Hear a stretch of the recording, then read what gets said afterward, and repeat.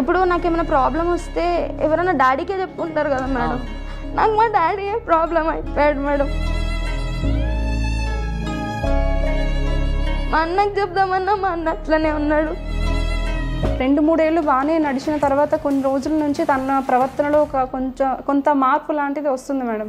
ఎందుకు అంటే పాప పెద్దదవుతుంది, ఇతను కూడా బయట అలవాట్లకి బయట అక్రమ సంబంధాలకి బాగా అలవాటు పడ్డాడు మేడం. పాప మీద కూడా తన ప్రయత్నాలు జరుగుతున్నాయి మేడం.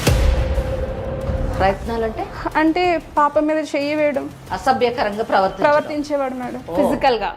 అవును మేడం. పాపను తీసుకొచ్చిన ప్రతిసారి అబ్బాయిలో ప్రవర్తన మారి తన మీద చేతులు వేయడం, అంటే ఒక అన్నలా కాకుండా తన బిహేవియర్ ఇంకొకలా ఉండేది మేడం. అది పాప కూడా నాకు వచ్చి చెప్తూ ఉండేది, అమ్మ అన్న ఇలా అంటున్నాడు, అన్న ఇట్లా చేస్తున్నాడు అని. ఒక పక్క చూస్తే తండ్రి మేడం, ఒక పక్క చూస్తే అన్న. ఇప్పుడు కూడా నన్ను పాపను తీసుకురావాలి, నువ్వు ఇక్కడికి తీసుకొస్తేనే హాస్టల్లో ఉంచొద్దు, ఇంటికి తీసుకురావాలని చెప్పాడు. తీసుకురాకపోతే చంపేస్తానని కూడా బెదిరిస్తున్నాడు మేడం. నాన్న ఇదేం నాన్న ఇదేం చేస్తున్నావు నువ్వు అంటే, ఇలానే కదా మనం ఆడుకునేది, ప్రతిసారి కొత్తగా మాట్లాడుతున్నావు ఏంటి అంటే, నాన్న ఇలా కాదు నాన్న. నేను పరిగెత్తుకుంటూ వచ్చేసి ఏడుస్తూ ఉంటే అమ్మ వచ్చి ఏమైంది మళ్ళీ ఇలా అంటే, మళ్ళీ చెప్తే ఎక్కడ తిడుతుందో ఏమైనా అంటదేమో, పోనీ ఏమవుతుందో అని అమ్మకి చెప్పలేదు నేను. నెక్స్ట్ టైం నేను వచ్చేసరికి నేను భయపడిపోయి అమ్మకి చెప్పలేక అన్నకి చెప్పిన, అన్న చూడన్నా ఇలా చేస్తున్నారు నాన్న, డాడీ నాతో ఇలా చేస్తున్నాడా అని అంటే, అన్నయ్య కూడా అలానే పట్టుకొని ఏంటి ఇలా అన్నాడా అని మొత్తం అన్నయ్య కూడా అలా స్టార్ట్ చేశారు. ప్రతిసారి నన్ను ఇంటికి రమ్మనేవాళ్ళు మేడం డాడీ. నేను అనేదాన్ని, డాడీ ఇట్లా ఎందుకు చేస్తున్నావు డాడీ మంచిగా అంటే, అప్పటి నుంచి మేడం అప్పటి వరకు మంచిగా ఉన్న డాడీ ఎట్లెట్లనో మాట్లాడుతుండే మేడం, మంచిగానే మాట్లాడుతుండే, బూతులు అన్ని గలీజ్ బూతులు మాట్లాడుతుండే మేడం. శ్రీనివాస్ గారు, మీరు మాట్లాడేది సరిగ్గా మాట్లాడండి. మీరు Suman TV legal advocate Venkateswari గారితో మాట్లాడుతున్నారు. ఒళ్ళు దగ్గర పెట్టుకొని మాట్లాడండి, అర్థమైందా? వచ్చానండి, పాప దగ్గరే ఉన్నాను. ఏమంటుంది, వస్తానంటుందా? లేదండి, తను రానంటుంది. నా గురించి తెలుసు కదా. హలో, ఆపు నీ నంగనాచి నాటకాలన్నీ నాగన నడవది, ఇంతనవా? అది కాదండి, తను చిన్న పాప అండి. నేను ఏమని చెప్పినా నీకు? నా గురించి తెలుసుగా నీకు? నా బ్యాక్గ్రౌండ్ గురించి తెలిసే ఇట్లా మాట్లాడుతున్నావా నువ్వు? హలో, వినబడుతుందా? నేను చెప్పింది జాగ్రత్తగా విను. నువ్వు గనక తీసుకురాకపోయినావు అనుకో, నిన్ను చంపడానికి కూడా నేను వెనకాడని చెప్తున్నా.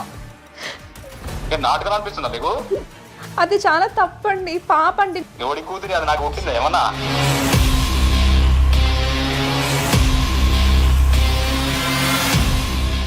నమస్తే, వెల్కమ్ టు సఖీ సారీ సమర్పించు లీగల్ అడ్వైస్. మనతో పాటు అడ్వకేట్ వెంకటేశ్వరి గారు ఉన్నారు. నమస్తే అమ్మ. హర్షిని, వనజ అనే తల్లి కూతుర్లు మనల్ని ఆశ్రయించారమ్మా. అంటే పెళ్ళి అనేది ప్రతి ఆడపిల్ల ఒక అందమైన కళ. విధి ఆడిన వింత నాటకంలో భర్తను కోల్పోయింది. అయితే ఆ పాటికి 5 సంవత్సరాల ఆడకూతురు ఉంది తనకి. ఇక 2 ఆడపిల్లలు చిన్న వయసులో తనకి పెళ్ళయింది. 5 సంవత్సరాల పాప ఉంది. ఒంటరిగా సమాజంలో జీవించడం కష్టమని తల్లిదండ్రులు పదే చెప్తే సరే అని మరో పెళ్లి చేసుకుంది, మగ సపోర్ట్ కోసం. కానీ ఆ మొగుడే ఇటు తల్లికి అటు కూతురికి పామై కాటేసి వేస్తున్నాడు. సో అసలు ఏం జరిగింది? సో వనజ అండ్ హర్షిని తల్లి కూతుర్లు 2 ఉన్నారు. నమస్తే అమ్మ. నమస్తే. సో వనజ, ప్రాబ్లం అమ్మతో క్లియర్గా ఎక్స్ప్లెయిన్ చేయమ్మా. నా పేరు వనజ మేడం. ఓకే. నేను మెదక్ నుంచి వచ్చానండి. నాకు పాప, నాకు 17 ఇయర్స్ బ్యాకే పెళ్ళయిందండి. అప్పుడు నేను టీచర్గా వర్క్ చేసేదాన్ని.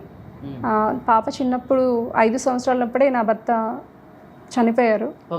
తర్వాత నేను ఇంకా ఎవరిని పెళ్లి చేసుకోవాలనుకోలేదు, ఆ బాధలోనే ఉండిపోయాను. కానీ మా అమ్మ నాన్న నన్ను, పాప చిన్నగా ఉంది, నువ్వు చిన్న పాపతో నువ్వు ఉండలేవు, నీకంటూ ఒక తోడు కావాలి, పాపకి ఒక నాన్న కావాలి, నువ్వు ఇలా ఉండడం మంచిది కాదు, బయట పరిస్థితులు బాగాలేదు, నువ్వు ఇంకొక పెళ్ళి ఖచ్చితంగా చేసుకోవాలి అని చెప్పారు మేడం. కానీ నేను ఆ బాధ నుంచి బయటికి రాలేక కొన్ని రోజుల వరకు నేను అసలు వాళ్ళు చెప్పిన మాటను కూడా వినలేదు మేడం. కానీ ఇంకా పరిస్థితులు మారిపోతున్నాయి, పాపని ఎలా పెంచాలో నాకు ఇంకా ఒక్కదాన్ని నేను పెంచలేక పెళ్ళికి ఒప్పుకున్నాను మేడం. పెళ్లికి ఒప్పుకున్నారంటే మీ తల్లిదండ్రులే చూసి చెప్పారు మేడం. మంచివాడు, పర్వాలేదమ్మా చేసుకోవచ్చు అని చెప్పారు మేడం. సరే అని నేను ఒప్పుకున్నాను మేడం. కానీ అతనికి ముందే పెళ్ళయింది, తన భార్య కూడా చనిపోయింది, అతనికి 7 ఇయర్స్ బాబు కూడా ఉన్నాడు. మీ భర్త చనిపోయే టైంకి మీ పాప వయసు 5 ఏళ్ళు అని చెప్పారు. అవును మేడం. ఆ రెండో వివాహం చేసుకునే సమయానికి మీ పాప వయసు ఎంత ఉంది అని అడుగుతున్నా. 6 ఏళ్ళు మేడం. 1 ఇయర్ గ్యాప్ పెళ్లి చేసుకున్నారు. అవును మేడం. అతను కొడుకుకి ఎంత వయసు ఉంది? అప్పటికి 7 సంవత్సరాలు మేడం. ఒక 1 ఇయర్ పెద్ద. అంతే మేడం. Right, okay. పెళ్లి చేసుకున్న ఒక 2-3 సంవత్సరాల వరకు బాగానే ఉన్నాడు మేడం. అంటే నన్ను పాపని బాగా చూసుకునేవాడు, ఇంకా చాలా కేరింగ్గా ఉండేది మేడం. అతను ఒక గవర్నమెంట్ ఎంప్లాయ్ మేడం, ఒక స్కూల్లో వర్క్ చేస్తుండే. తను నన్ను పెళ్లి చేసుకున్న తర్వాత నన్ను ఇంకా జాబ్ చేయొద్దు, నువ్వు ఇంట్లోనే ఉండు, పిల్లల్ని చూసుకుంటూ ఉండు అని చెప్పారు మేడం. నేను కూడా సరే అని ఒప్పుకున్నాను మేడం. కానీ 2-3 ఏళ్ళు బాగానే నడిచిన తర్వాత కొన్ని రోజుల నుంచి తన ప్రవర్తనలో కొంత మార్పు లాంటిది వస్తుంది మేడం. ఎందుకు అంటే పాప పెద్దదవుతుంది, ఇతను కూడా బయట అలవాట్లకి, బయట అక్రమ సంబంధాలకి బాగా అలవాటు పడ్డాడు మేడం. ఇక్కడ నాకు ఒక డౌట్, అంటే మీరు ఇప్పుడు ఆయన క్యారెక్టర్ని మీరు చెప్పడం మొదలెట్టారు కాబట్టి ఆయన భార్య ఎలా చనిపోయిందో మీకు తెలుసా? అంటే ఆ విషయం మీరు తెలుసుకొని పెళ్లి చేసుకున్నారా? లేదు మేడం, సూసైడ్ చేసుకొని చనిపోయిందని చెప్పి పెళ్లి చేశారు మేడం. ఓకే. కానీ రీజన్స్ తెలియదు మేడం. చనిపోయింది, సూసైడ్ చేసుకుంది. అంటే ఆ సూసైడ్ చేసుకోవడం వల్ల తనే ఏదో చేశాడు అని తనని పోలీస్ స్టేషన్లో కూడా పెట్టేశారు. అది కూడా తెలిసింది. కానీ ఆ అమ్మాయి ఏదో తప్పు చేసి చనిపోయింది అన్నట్టుగా నాకు చెప్పి పెళ్లి చేశారు. అలా చేశారు, కానీ తినది తప్పుందని నాకు తెలియలేదు మేడం. కానీ నాకు పెళ్ళైన కొన్ని రోజులు బాగానే ఉంది. 2-3 ఏళ్ళ తర్వాతే తన గురించి నాకు చుట్టాల ద్వారా, బయట వాళ్ళ ద్వారా కూడా తన ప్రవర్తన అలాగే ఉండొచ్చు. మీకు తెలిసేసరికి 2 ఏళ్ళు పట్టింది మేడం. ఎగ్జాక్ట్లీ 2 ఏళ్ళు పట్టింది మేడం. అతనే ఆమెను చంపేశాడని, తర్వాత అతనికి బయట అక్రమ సంబంధాలు కూడా బాగా ఉన్నాయని తెలిసింది మేడం. తర్వాత నాతో ప్రవర్తించే విధానం కూడా మారిపోయింది. అండ్ తర్వాత పాప ప్రవర్తించే విధానం మారడం అంటే ఏ విధంగా కొట్టడం, తిట్టడమా, లేకపోతే వాట్ టైప్ ఆఫ్? అవును మేడం. అంటే నన్ను బయటికి వెళ్ళొద్దని చెప్పడం, ఉద్యోగం చెయ్యకు, నువ్వు ఎవరితోనే మాట్లాడితే బాగుండదు అని. తర్వాత ఇంట్లో జరిగే ఫంక్షన్స్ కూడా నన్ను తీసుకువెళ్ళేవాడు కాదు మేడం. ఎందుకు అంటే తన గురించి నేను ఎక్కడ చెప్పేస్తాను, తనని నేను ఎక్కడ బ్యాడ్ చేస్తాను అని చెప్పి నన్ను బయటకు అసలు రానిచ్చేవాడు కాదు. ఆల్మోస్ట్ హౌస్ అరెస్ట్ చేశారు. అంతే మేడం. ఓకే. బయటికి వెళ్ళి ఏమైనా తెచ్చుకుందామన్నా కూడా ఒప్పుకునేవాడు కాదు మేడం. ఇంకా కంప్లీట్ గా ఒక జైల్లో పెట్టేసినట్టే నా పరిస్థితి అయిపోయింది మేడం. ఓకే. పాప పెద్దదవుతుంది, తన ప్రవర్తన ఎలా ఉందంటే పాప మీద కూడా తన ప్రయత్నాలు జరుగుతున్నాయి మేడం. ప్రయత్నాలు అంటే పాప మీద చెయ్యి వేయడం, అసభ్యకరంగా ప్రవర్తించేవాడు మేడం, ఫిజికల్ గా. అవును మేడం. అప్పటి నుంచి నాకు ఇంకా చాలా భయం వేసింది మేడం. ఇతను తన దగ్గర నుంచి పాపను దూరంగా పెట్టాలి అని నేను అనుకుని ఇంకా పాపని దూరంగా, తనకి నాకు అందరికి దూరంగా హాస్టల్లోనే ఉంచేశాను. అయ్యో. కానీ నేను ఎప్పుడైతే హాస్టల్కి పంపించేసానో అప్పటి నుంచి తన హెరాస్మెంట్ ఇంకా ఎక్కువైపోయింది మేడం. మీ పట్ల? నా పట్ల. ఓకే. నువ్వెందుకు పంపించేసావు పాపని, అక్కడ ఎందుకు ఉంటుంది, నువ్వు ఇంటికే తీసుకురావాలి, ఇంట్లోనే ఉంటుంది అని అనేవాడు మేడం. కానీ అప్పటికి కూడా నాకు నచ్చేది కాదు మేడం. నా వరకు అతనికి ఆల్రెడీ బాబు ఉన్నాడు కదా, ఆ బాబుతో ఎప్పుడైనా వాళ్ళ ఫాదర్ గురించి ఏమైనా ఇన్డెప్త్ గా మాట్లాడే అవకాశం ఎప్పుడైనా మీకు వచ్చిందా? అతను ఎట్లాంటి ఫీడ్బ్యాక్ ఇచ్చాడు? బికాస్ 7 years 8 years అంటే మేబీ ఆయనకు తెలుసు కదా వాళ్ళ అమ్మ ఎలా చనిపోయింది, ఎట్లా మమ్మీతో బిహేవ్ చేసేవాడు అని. ఆ బాబుకి అప్పటికి కొంచెం కొద్ది గొప్ప మెచ్యూరిటీ వచ్చి ఉంటుంది కదా. అవును మేడం. బాబు బాగానే ఉండేవాడు మేడం. బాబుని కూడా నేను బాగానే చూసుకుంటే తను కూడా చెప్తూ ఉండేవాడు, మా అమ్మని ఇట్లా అనేవాడు, ఇట్లా చేసేవాడు అని. తనకి ఊహ తెలిసిన దగ్గర నుంచి నాకు చెప్తూ వస్తూ ఉండేవాడు. కానీ నాకు మొదటి భర్త చనిపోయాడు, ఇప్పుడు ఇతన్ని చేసుకున్నాను, ఇంకా నాకు వేరే ఆప్షన్ లేదు మేడం. ఎందుకంటే నేను పాపతో ఉన్నాను. ఇప్పటికీ అతనితో ఉన్నా కూడా నాకు అతనంటే ఇష్టమే మేడం. ఎందుకంటే నా పాపకి లైఫ్ ఇస్తానని నాకు ప్రామిస్ చేసి నా లైఫ్లోకి వచ్చారు. కానీ తన గురించి బయట ఎక్కడ చెప్దామన్నా తను నన్ను అన్ని వేస్లోంచి కూడా నన్ను లాక్ చేసినట్టే చేశాడు మేడం. బయటికి ఎక్కడికి వెళ్ళకూడదు, ఉండకూడదు. ఇంకా బయట వాళ్ళ దగ్గర కూడా నా గురించి తప్పుగా ప్రచారం చేయడం, ఈమె అట్లా చేస్తుంది, ఎలా చేస్తుంది అని ఇలా చెప్పడం కూడా మొదలుపెట్టాడు మేడం. సో బాబుతో మీకు ర్యాపో బాగానే ఉంది మేడం. అబ్బాయి గురించి అడుగుతున్నారు కాబట్టి పెళ్ళై 10 సంవత్సరాలు అవుతుంది మేడం. అబ్బాయిలో ఇంతకుముందు అట్లా మార్పు లేదు మేడం, కానీ అబ్బాయి ప్రవర్తనలో కూడా మార్పు వస్తుంది. పాపను తీసుకొచ్చిన ప్రతిసారి అబ్బాయిలో ప్రవర్తన మారి తన మీద చేతులు వేయడం, అంటే ఒక అన్నలా కాకుండా తన బిహేవియర్ ఇంకొకలా ఉండేది మేడం. అది పాప కూడా నాకు వచ్చి చెప్తూ ఉండేది, అమ్మ అన్న ఇలా అంటున్నాడు, అన్న ఇట్లా చేస్తున్నాడు అని. ఇంకా నేను ఒక పక్క చూస్తే తండ్రి మేడం, ఒక పక్క చూస్తే అన్న. పాప ఎవరికి చెప్పుకోలేక నాకు చెప్తుంది, నేను ఎవరికి చెప్పుకోవాలో నాకు అర్థం కావట్లేదు మేడం. ఇప్పుడు కూడా నన్ను పాపని తీసుకురావాలి, నువ్వు ఇక్కడికి తీసుకొస్తేనే హాస్టల్లో ఉంచొద్దు, ఇంటికి తీసుకురావాలని చెప్పాడు. తీసుకురాకపోతే చంపేస్తానని కూడా బెదిరిస్తున్నాడు మేడం. ఇంక నాకు వేరే దారి లేక మీ దగ్గరికి వచ్చాను మేడం. చంపేయడం ఎవరిని? మిమ్మల్ని, మీ అమ్మాయిని కూడా? పాపని నన్ను చంపేస్తాను. Okay, very good. అంత ఈజీ చంపేయడం. మరే ఏంటంటే మొదట భార్యని సూసైడ్ చేసుకుంది ఆ అమ్మాయి. సూసైడ్ చేసుకోవడానికి ఇతనే కారణమై ఉండొచ్చు. ఆ సూసైడ్ చేసుకున్న పరిస్థితి నుంచి అతను ఆ శిక్ష నుంచి ఎలాగో తప్పించుకున్నట్టున్నాడు. కనుక ఆయనకు చాలా లా అంటే అసలు భయం అన్నది లేదు, చట్టం అంటే. సో ఇట్లా ఎవరినన్నా నాకు అనుకూలంగా నేను మార్చుకోవచ్చు, లేకపోతే చంపేయచ్చు అనేటటువంటి ధైర్యంతో అతను ఉన్నాడు. ఎటువంటి పనులైనా చేయగలను, అంటే చట్టానికి విరుద్ధమైనటువంటి ఎటువంటి పనులైనా చేయగలను అనేటువంటి ఆలోచనలో ఉన్నాడు. అయితే కీర్తి, మనం పాపతో కూడా ఒకసారి మాట్లాడదాం. ఆ అమ్మాయి తను ఏ విధంగా ఫీల్ అవుతుంది, ఎటువంటి టార్చర్ని తను ఫేస్ చేసింది, దాన్ని బట్టి ఆమెది విన్న తర్వాత మనము ఎటువంటి సొల్యూషన్ ఇవ్వాలి అన్నది మనం మాట్లాడచ్చు. హర్షిని, మీ మదరు చాలా విషయాలు మాట్లాడారు.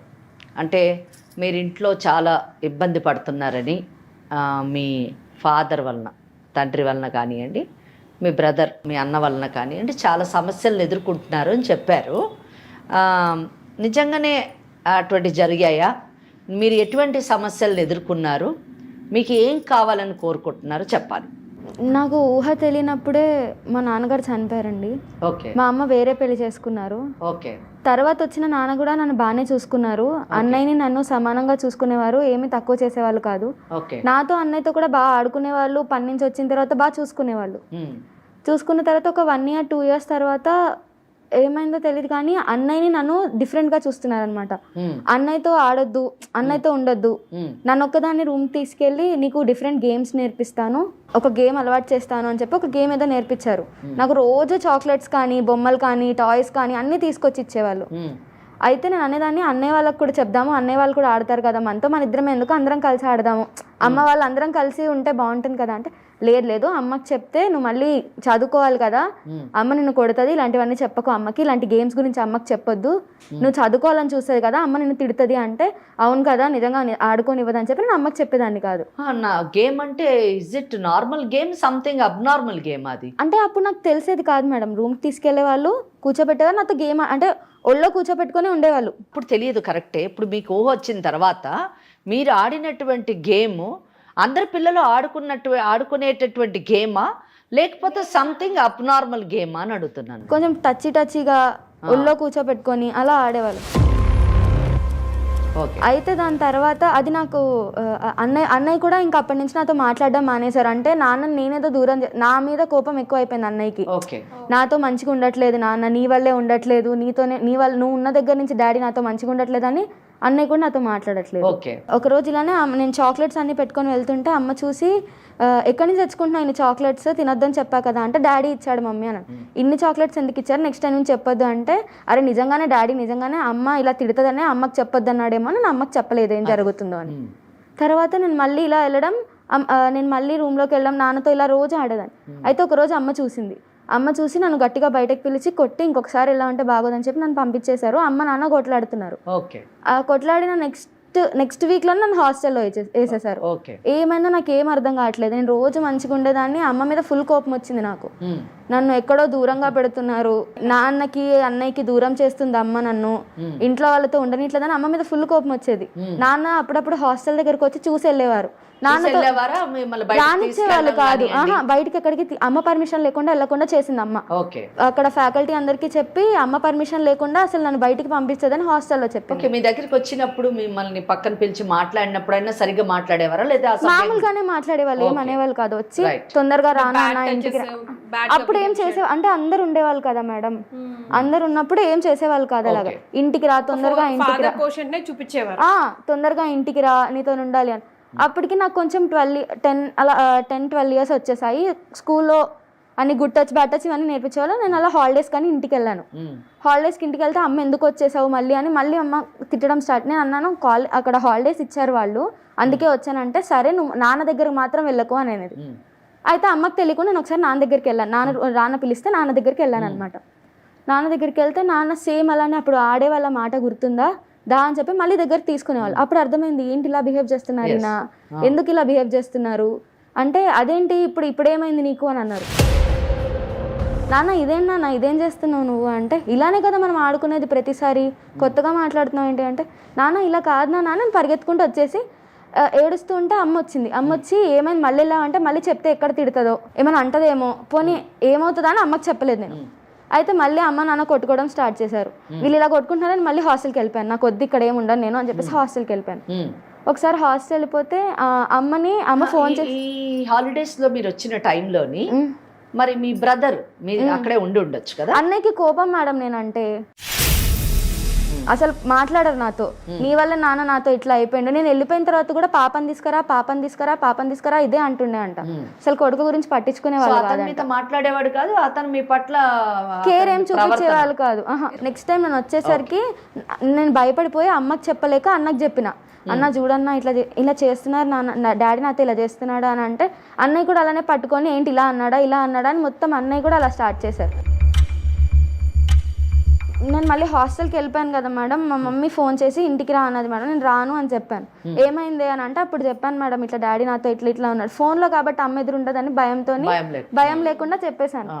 చెప్తే దాని తర్వాత మా అమ్మ అంది, అందుకే నేను డాడీకి దూరంగా ఉంచిన అని అన్నది మేడం. నేనేమో చిన్నప్పటి నుంచి అందరితో ఉండాలి, డాడీ కూడా లేరు, ఈ డాడీ ఉన్నారు అందరు ఉన్నారు అని అందరితో కలిసి ఉందామని అనుకుంటే ఇట్లా నన్ను దూరం పంపించేసినారు మేడం. ఒక ఫంక్షన్స్కి వెళ్ళలేదు, ఒక ఆడుకోలేదు, ఏం చేయలేదు. ప్రతిసారి నన్ను ఇంటికి రమ్మనే వాళ్ళు మేడం డాడీ. నేను అనేదాన్ని, డాడీ ఇట్లా ఎందుకు చేస్తున్నావు డాడీ మంచిగా అంటే, అప్పటి నుంచి మేడం అప్పటి వరకు మంచిగా ఉన్న డాడీ ఎట్లెట్లనో మాట్లాడుతుండే మేడం, మంచిగానే మాట్లాడుతుండే, బూతులు అన్ని గలీజ్ బూతులు మాట్లాడుతుండే మేడం.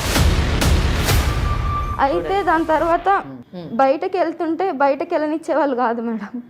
బయట అబ్బాయిలతో మాట్లాడుతున్నా తిడుతుండే, వాళ్ళతో నీకేం సంబంధం ఉంది అంటే ఈ wants to cut off the relationship with the society. తల్లిని కూడా అలాగే చేశాడు ఆయన, బంధువులతోని ఎటువంటి సంబంధ బాంధవ్యాలు పెట్టుకోకుండా. ఎందుకంటే వాళ్ళకి ఈమె ఎక్కడ చెప్తుందో అని చెప్పి, వనజ బంధువులందరికీ తన యొక్క ప్రవర్తన విధానం గురించి చెప్తుందని చెప్పేసి, అలాగే కూతురుని కూడా టోటలీ ఐసోలేటెడ్ చేయాలన్నది ఆయన ఉద్దేశం. అసలు కూతురు he didn't accepted ma'am. Daughter అని he didn't accepted. He did not accept. Maybe అలా యాక్సెప్ట్ చేసుంటుంటే అంత క్రూయల్ గా అంత అసహ్యంగా వినడానికే మాటలు వర్ణంలో వస్తాయి. అయితే అమ్మ ఒకసారి అంది, మనం ఎవరైనా పెద్దవాళ్ళు ఎవరైనా ఉంటే వాళ్ళ దగ్గరికి వెళ్ళి మాట్లాడదామని అనింది మేడం. నేను అమ్మ వెళ్ళి పెద్దవాళ్ళతో మాట్లాడితే వాళ్ళందరూ నాన్నని పిలుచుకొచ్చి మాట్లాడారు మేడం. ఏంటి ఇట్లా అయింది ఏంటి అంటున్నారు పిల్లలు అంటే, మా డాడీకి బయట మంచి ఇమేజ్ ఉంది మేడం, ఎవరు నమ్మరు ఆయన అట్లా చేస్తున్నారంటే. మా మమ్మీతో ఏమన్నారంటే, నీకు ఆల్రెడీ తెలుసు కదమ్మా ఇట్లా వాళ్ళ ఫస్ట్ వైఫ్ చనిపోయిందని, మీకు అన్నీ తెలిసే కదా చేసుకున్నారు, ఏముండదులే అని అన్నారు. ఆయన కూడా ఎందుకు బేటా అట్లా అంటున్నారని మంచిగా మాట్లాడారు మేడం అప్పుడు అన్ని. అయితే మళ్ళీ అదంతా బయట అంతా మంచిగా మాట్లాడేసుకొని మమ్మల్ని మళ్ళీ ఇంటికి తీసుకెళ్ళి ఫుల్ కొట్టారు మ్యామ్. నన్ను మా అమ్మని ఫుల్ కొట్టిరు. నేను వేరే దగ్గరికి పారిపోవచ్చు మేడం, నాకంటే హాస్టల్ అనేది ఒకటి ఉంది, అమ్మ అక్కడే ఉంటది మేడం. అమ్మని బాగా కొట్టేవాళ్ళు, ఎక్కడికి పంపించేవాళ్ళు కాదు అమ్మని. అమ్మని ఫుల్గా కొట్టేవాళ్ళు. నేనేమో హాస్టల్కి వెళ్ళిపోయాను. నేను అమ్మ నువ్వు ఇక్కడే ఉండు, లేకపోతే నాతో పాటు వచ్చాయంటే అన్నీ ఉన్నారు కదా అని చెప్పేదమ్మ. అయితే ఇంకొకసారి నన్ను హాస్టల్ నుంచి మళ్ళీ రమ్మంటే నేను రానని చెప్పేసాను మేడం. మీరు ఏమన్నా చేసుకుంటే నువ్వు రాకపోతే మీ అమ్మని చంపేస్తా అని అన్నారు మేడం. మీ అమ్మని చంపేస్తా అంటే, అట్లా ఎట్లా చంపుతావు నాన్న, ఎందుకు అంత పెద్దగా మాట్లాడుతున్నావు, వద్దు అట్లా ఏమనొద్దు అంటే, నువ్వు రాకపోతే నేను చంపేస్తా అంటే, ఏం చంపేస్తారు, నేను రానని చెప్పాను. హాస్టల్లో ఉండిపోయాను మేడం. హాస్టల్లో ఉండిపోతే ఒక హాస్పిటల్ నుంచి కాల్ వచ్చింది మేడం, ఇట్లా మీ మమ్మీని ఇట్లా అడ్మిట్ చేసినాము, ఇట్లా తలకి కుట్లు పడ్డాయి అని చెప్పేసి పిలిచినారు. నేనేమో అప్పటికి లేదు మా అమ్మ కాదు అని అంటే, వనజ మీ మమ్మీయే కదా రండి అని చెప్తే నేను మమ్మీ చూడడానికి వెళ్ళాను మేము కుట్లు పడ్డాను. మమ్మీని అక్కడ కలవని లేదు మ్యామ్ నన్ను, నువ్వు ఇంటికి రా అప్పుడే కలుద్దు, నువ్వు ఇంటికి వస్తేనే అన్నాను. సరే ఇంటికి వెళ్తే అక్కడ మళ్ళీ నాకు ఫిజికల్గా అబ్యూస్ చేయడం స్టార్ట్ చేశాడు మేడం మా నాన్న. మా నాన్న అప్పుడు మా అన్నయ్యకి వెళ్ళి చెప్పాను మ్యామ్, అప్పుడు ఇట్లా చేస్తున్నాను. అన్నయ్య కూడా చేశారు. ఆ అమ్మాయిని తీసుకొని రా, లేకపోతే నీకు నరకం చూపిస్తానని టార్చర్ చేస్తున్నాడు. ఫిజికల్ అబ్యూస్ జరుగుతుంది. సో ఆ ఇదిలోనే మా అమ్మకి దెబ్బ తగలడము, హాస్పిటల్లో కుట్లు వేయడానికి హాస్పిటల్ అడ్మిట్ చేసి ఉంటారు. ఆ టైంలో కూడా ఆయన కర్టసీ లేదు, కనీసము జాలి లేకుండా ఆ టైంలో ఇంకా అమ్మాయి వైఫ్ ఉండదు కాబట్టి ఇంకా అబ్యూజ్ చేద్దామని ఈ అమ్మాయిని పిలిపించాడు అనమాట. అది అలా వెళ్ళి చూసాను, అమ్మని చూసాను, అమ్మ వెళ్ళిపో అని చెప్పింది, మళ్ళీ హాస్టల్కి వెళ్ళిపోయాను మేడం. కాకపోతే ఇంతకుముందు హాస్టల్ అడ్రస్ డాడీకి తెలుసుండే, ఇప్పుడు మమ్మీ నన్ను వేరే హాస్టల్లో మార్చేసింది మేడం. ఇప్పుడు నాకు ఏమైనా ప్రాబ్లం వస్తే ఎవరైనా డాడీకే చెప్పుకుంటారు కదా మేడం, నాకు మా డాడీ ప్రాబ్లం అయిపోయాడు మేడం. మా అన్నకి చెప్దామన్నా మా అన్న అట్లనే ఉన్నాడు. బయట వాళ్ళకి ఏం చెప్పుకుంటా మేడం, నేను మా నాన్న ఇట్లా ఎవరు నమ్మట్లేదు మేడం. చెప్పినా కరెక్ట్, నువ్వే ఏదో చేసినావు, మీ అమ్మ ఏదో చేసింది అంటున్నారు మేడం. మాకు వద్దు మేడం అతను. మా అమ్మని నేను చూసుకుంటా మేడం, చదువుకుంటున్నా నేను. ఇంకో కొన్ని ఇయర్స్లో జాబ్ వస్తే నేను మా అమ్మని చూసుకుంటా మేడం. అప్పటి వరకు మా అమ్మని అక్కడ వద్దు మేడం. రోజు కొడతాడు మేడం పాపం. మా అమ్మకు దూరం ఉన్నా నేను ఇన్నేళ్ళు. నాన్న చిన్నప్పుడే చనిపోయాడు. మాకు వద్దు మేడం అతను. Please don't cry. నువ్వేమంటావు వనజ? చూసావా కూతురు ఎంత బాధ. ఇందాక మీరు మాట్లాడుతున్నప్పుడు నాకు ఇప్పటికి కూడా అతనంటే ప్రేమే అని అన్నారు మాటల్లోని. అతను మనిషి కాదు, లేదా అతను భర్త అని చెప్పేసి అనడానికి అనర్హుడు. ఆ అమ్మాయి మా డాడీ అని అంటే వినడానికి అసహ్యంగా ఉంది నిజం చెప్పాలంటే. ఆయన క్రూరుడు, ఒక మృగం. అర్థమైందండి? అటువంటి వ్యక్తితోని మీరు ఇబ్బంది పడొచ్చేమో కానీ దెబ్బలు తింటూ మీ జీవితాన్ని కొనసాగించొచ్చేమో కానీ మీకున్నటువంటి ప్రేమతోని. అది కూడా తన డాటర్ కోసమే అంటుంది కదా. కూతుర్ని బలి చేయడం మాత్రం చాలా దురదృష్టకరమైనటువంటి విషయం అమ్మా. సో మీరేం కోరుకుంటున్నారు? లేదు మేడం, నేను అతను భరించేదే నా కూతురు కోసం మేడం. అంతే కదా, పెళ్లి చేసుకుంది అందుకు కదా. అవును మేడం, తను ఇంత బాధలో ఉన్నా నేను బాధపడుతున్నాను మేడం. నా పాప నా దగ్గర ఉండకుండా ఎక్కడో ఉంటుంది. మాకు ఆధారం అంటూ ఇంకేమీ లేదు మేడం. అవును, కానీ ఇతని ప్రవర్తన రోజు రోజుకి దిగజారిపోతుంది మేడం. అవునమ్మా. పాప మీద ఇలాంటి ప్రయత్నాలు చేయడం చాలా తట్టుకోలేకపోతున్నాను మేడం. చాలా అసలు వినడానికే మా హృదయం ఇదైపోతుంది నిజంగా. ఇప్పుడు కూడా తీసుకురమ్మన్నాడు మేడం, కానీ నాకు అక్కడికి వెళ్ళడం ఇష్టం లేదు మేడం. మీరు ఇప్పుడు ఏం కోరుకుంటున్నారమ్మా? యాక్చువల్గా మీరు ఇక్కడికి ఎందుకు వచ్చారు? మీకు ఏం కావాలి? ఎటువంటి రక్షణ కావాలి? ఎటువంటి సలహా కావాలి చెప్పండి. అతని నుంచి మమ్మల్ని రక్షించండి మేడం. అతను మాకు వద్దు మేడం. నేను నా పాప ఏదో పని చేసుకోరండి మేము బతుకుతాం, కానీ ఇలాంటి అతను మా లైఫ్లో వద్దు మేడం అసలు. ఈ కేసులో చూడండి, తల్లి వనజ చాలా దురదృష్టకరమైనటువంటి మహిళ. ఎంత దయనీయమైనటువంటి పరిస్థితి. ఆమె పెళ్లి చేసుకున్నారు, ఒక బిడ్డకు జన్మనిచ్చారు, 5 ఏళ్ల వయసులోనే తన భర్తను కోల్పోయారు. అంటే ఇటు కుటుంబపరమైనటువంటి రక్షణ ఆమెకు లేకుండా పోయింది. అంటే భర్త అనేటటువంటి వాడు ఉంటేనే మహిళకు రక్షణ. తర్వాత ఇప్పుడు సభ్య సమాజంలో, ఆధునిక సమాజంలో మగవాడు అసలు అవసరమే లేదు, మహిళ స్వాతంత్రంగా బ్రతకొచ్చు అని అంటున్నాం. కానీ అండి ప్రాక్టికల్గా వస్తే మాత్రం 100% ఒక మగ రక్షణ, మగ సపోర్ట్ అన్నది చాలా అవసరం. ఇంట్లో వాతావరణం కానివ్వండి, సమాజంలో ఉన్నటువంటి వాతావరణం నెగిటివ్ ఇన్ఫ్లుయెన్స్ కానివ్వండి మన మీద పడ్డదనుకోండి, మనము వీక్ పర్సనాలిటీస్గా అయిపోయేటటువంటి అవకాశం ఉంది. ప్రతిదానికి భయపడేటటువంటి అవకాశం ఉంది. అలాగే సమస్యని ఎదుర్కోకుండా భయపడి కుంచుకుపోయేటటువంటి అవకాశం. ఇటువంటి మానసిక పరిస్థితి మనకి డెవలప్ అయ్యేటటువంటి. ఇక్కడ ఆ అమ్మాయి ఇదే వాతావరణంలో కొన్ని రోజులు కానీ వెళ్తే షీ విల్ కంప్లీట్లీ ఒక వీక్ పర్సనాలిటీగా, ఒక దయనీయమైనటువంటి పరిస్థితిలో వస్తుంది. రేపు ఆఖరికి అమ్మాయి పెళ్ళైతే భర్త అనేవాడిని చూసి కూడా భయపడేటటువంటి పరిస్థితి వస్తుంది, నమ్మదు. సో అటువంటి పరిస్థితి నుంచి ఈ అమ్మాయిని రక్షించాలి, ఈ అమ్మాయిని కాపాడి. ఇక్కడ ఆ అమ్మాయి పట్ల జరిగేటటువంటి అత్యాచారం నుంచి కాపాడడం కంటే ఆ అమ్మాయి మానసిక పరిస్థితి పైన జరిగేటటువంటి ప్రభావాన్ని, అత్యాచారాన్ని, ఆమె భవిష్యత్తుని కాపాడవలసినటువంటి బాధ్యత ఆ తల్లిపై ఉంది. ఈరోజు మన దగ్గరికి ఈ లీగల్ అడ్వైజ్ అనేటటువంటి సుమన్ వారు నిర్వహించేటటువంటి ఈ కార్యక్రమానికి వచ్చినటువంటి మన పైన వచ్చినటువంటి వాళ్ళని కాపాడాల్సినటువంటి బాధ్యత మన పైన ఉంది. చాలా చాలా దయనీయ పరిస్థితిలో, చాలా దయనీయమైనటువంటి అసలు మిమ్మల్ని హఠాత్తున రప్పించాల్సి వచ్చింది. కీర్తి గారు, మీరు ఆ ఫాదర్తో మాట్లాడండి. నిజానికి నాకు చాలా ఆవేశంగా ఉంది. నేను ఏమాత్రం కూడా ఈ కేసులను ఉపేక్షించను, ఏమాత్రం వదిలేటటువంటి లేదు. ఎందుకంటే మనం కొన్ని కేసులు చూస్తుంటాం, కొన్ని తప్పులు చేస్తూ ఉంటారు, ఆ తప్పుల్ని సరిదిద్దేటటువంటి కౌన్సిలింగ్ అవన్నీ చేస్తుంటాం, క్షమిస్తూ ఉంటాం. కానీ ఇటువంటి వ్యక్తులను మాత్రం క్షమించేటటువంటి అవకాశం లేదు. క్షమిస్తే వీళ్ళు ఇంకా చాలామంది జీవితాలతోని ఆడుకుంటారు. సమాజం ఇటువంటి వ్యక్తులతోని నిండిపోకూడదు. ఎందుకంటే ఆల్రెడీ ఆయన భార్య సూసైడ్ చేసుకుంటే ఆయన చాలా క్లీన్గా బయటకు వచ్చాడు. అందుకే ఆయనకు చాలా ధైర్యం వచ్చింది, ఇంకొక 2 ఆడపిల్లల్ని చంపడానికి కూడా సిద్ధమవుతున్నాడు. కనుక ప్లీజ్ మీరు మాట్లాడండి. తర్వాత నేను ఇతన్ని ఏం చెయ్యాలి, ఏ విధంగా ఇతనికి శిక్ష వేయాలి, ఏ విధంగా బుద్ధి చెప్పాలి అన్నది చట్ట పరిధిలోనే నేను మీకు చెప్తాను. షూర్ అమ్మా. సో కాల్ చేద్దామా? ఇంతకు పేరు? శ్రీనివాస్ మేడం. శ్రీనివాస్. ఓకే.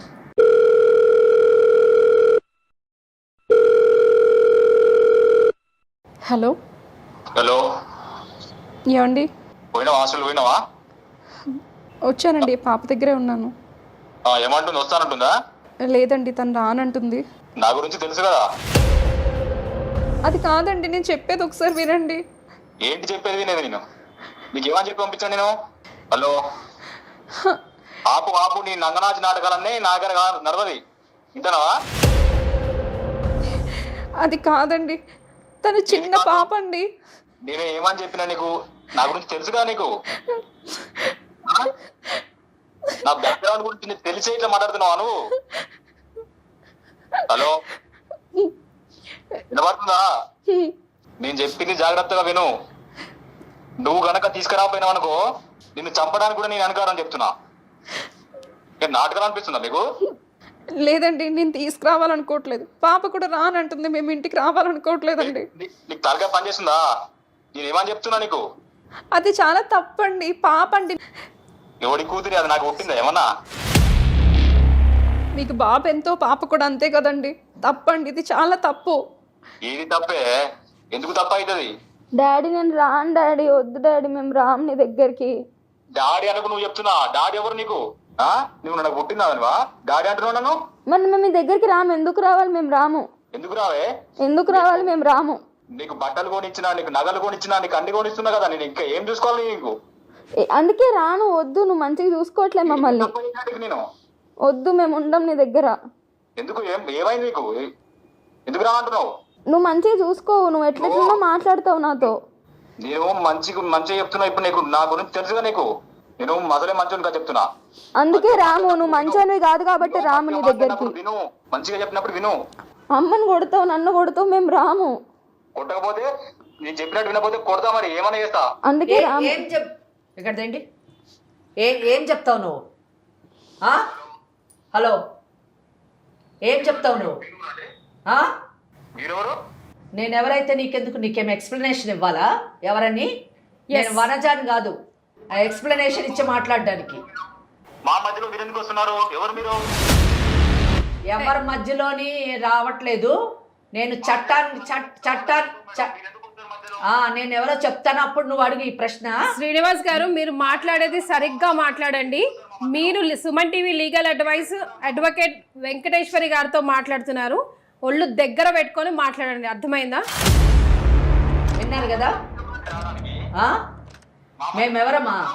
అదే, ఇది ఇక్కడ కాదు, కోర్టులో అడుగుదువు లేదా జైల్లో అడుగుదువు. కానీ నీకేమి మేము నీ పర్మిషన్ తీసుకొని రానక్కర్లేదు. మేమెవరమని ప్రశ్నించేటటువంటి అర్హత కానీ హక్కు కానీ నీకు లేదు. నీ భార్య నీకు చెప్పింది గమ్మని విను.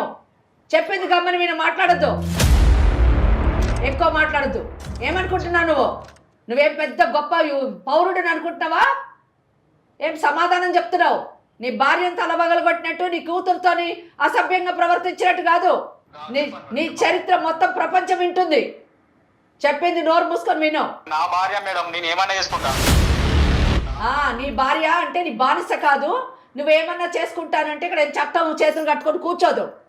చెప్పింది గమ్మని విను. అలా అనుకుని మొదటి భార్యను చంపేశారు. మరి నేను వాళ్ళకు ఇండోర్లో నేను బట్టలు కొనిచ్చిన, వాళ్ళకు నగలు కొనిచ్చిన, వాళ్ళకి ఏదంటే కొనిచ్చిన. పెళ్లి చేసుకున్న తర్వాత అన్ని కొనియాలి. కూతురు స్థానంలో ఉన్నటువంటి అమ్మాయిని శారీరకంగా ఉపయోగించుకోకూడదు. ఏమి నువ్వు మాట్లాడే మాటలన్నీ విన్నాను. నేనేంటో తెలుసు కదా, ఏం చేస్తానో తెలుసు కదా. నువ్వు ఏంటే, నువ్వు నా కూతురువా? డాడీ అని అడుగుతున్నావు. ఎవరికే నువ్వు కూతురు అని అంటున్నావా? నీకు పుట్టలేదు. నీ పెళ్ళాం అయితే కాదు కదా. నీకు పుట్టలేదు, కరెక్టే. నీ పెళ్ళాం కాదు కదా. ఎందుకు ఆమెను శారీరకంగా హింసిస్తున్నావు? పెళ్లి చేసుకున్న భార్యకు పుట్టినటువంటి కూతుర్ని నీవు ఉపయోగించుకుంటావా? హక్కుందా? ఏం మాట్లాడుతున్నావు? ఎవరితో మాట్లాడుతున్నావు? నోర్మై, ఎక్కువ మాట్లాడద్దు. వాళ్ళు కాదు నీకు కావాల్సింది. నీకు కావాల్సింది జైలు. చెప్తున్నాను విను. నువ్వు మర్యాదగా 13B మ్యూచువల్ కన్సెంట్ పరస్పర ఆమోదంతో వనజాకు విడాకులు ఇవ్వాలి, అర్థమైందా? ప్లస్ ఆ అమ్మాయిని వనజాని నువ్వు శారీరకంగా హింసించినందుకు వాళ్ళకి డ్యామేజెస్ ఇవ్వాలి. అత్యాచారానికి నీ మీద క్రిమినల్ కేసు వేస్తున్నాం. నీకు తెలుసా? నువ్వు అంటున్నావు కదా వాళ్ళని, నీకు తెలుసా నేనెవరో తెలుసా, నేనేంటో తెలుసా అని అంటున్నావు కదా. నీకు చట్టం చెప్తున్నాను వినో. పోక్సో అని ఒక చట్టం వచ్చింది 2012లో, అర్థమైందా? చిన్నపిల్లల పైన మైనర్స్ పైన అత్యాచారాలు కానీ చేస్తే కఠినమైనటువంటి శిక్షలు వేసేటటువంటి చట్టం వచ్చింది. ఆ చట్టం ప్రకారం ఈ కేసు టేకప్ చేసి నేను క్రిమినల్ కంప్లైంట్ నీ మీద వేస్తున్నాను. అలాగే గృహహింస చట్టాన్ని కూడా ఇన్వోక్ చేసి వాళ్ళిద్దరికి డ్యామేజెస్ ఇచ్చేటట్టుగా కేసు వేస్తున్నాము. ఆ అమ్మాయికి వనజకు మర్యాదగా నువ్వు 13B పరస్పర ఆమోదంతో విడాకులు ఇచ్చావా? సరే, లేకపోతే మేము విడాకులు కేసేసి నీ విషయం అంతా బట్టబయలు చేస్తాం, అర్థమైందా? భయపడేది లేదు మేడం. భయపడకు, నువ్వు భయపడకు. ఎందుకు భయపడతావు? నువ్వు భయపడవు. ఎందుకు భయపడవు తెలుసా? నీ పెళ్ళాన్ని సూసైడ్ చేయించావు కదా, ఆమె సూసైడ్ చేసుకునేటట్టు హింసించావు. దాంట్లో చాలా క్లీన్గా నువ్వు బయటకు వచ్చేసాను కాబట్టి చట్టం వినో చట్టం ఏం చెయ్యదు. నేను ఏం చేసినా నడుస్తుంది అనుకున్నావు, కానీ అప్పుడు సుమన్ లీగల్ అడ్వైజ్ అనే కార్యక్రమం లేదు.